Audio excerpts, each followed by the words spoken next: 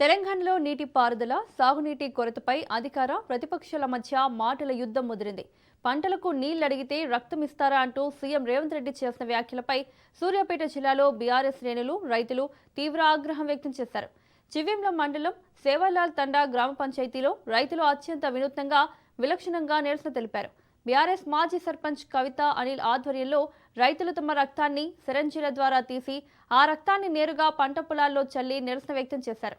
నీళ్లు లేకుండా రక్తంతో పంటలు పండించవచ్చని సీఎం మాట్లాడడం అత్యంత బాధాకరమని బీఆర్ఎస్ నాయకులు అన్నారు.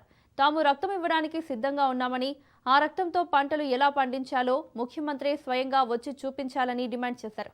రైతుల మనోభావాలను దెబ్బతీసినందుకు సీఎం రేవంత్ రెడ్డి వెంటనే రైతులకు క్షమాపణ చెప్పాలని వారు డిమాండ్ చేశారు.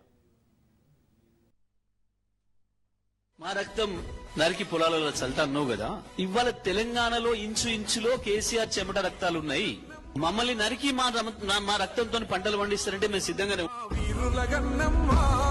ఇది వీర తెలంగాణ, సాయుధ పోరుకు చిరునామా, సమరాల తెలంగాణ.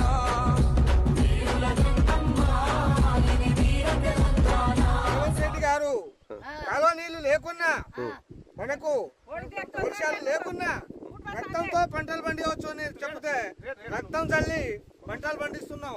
ఈ అవకాశం మంచి అవకాశం చెప్పాడు.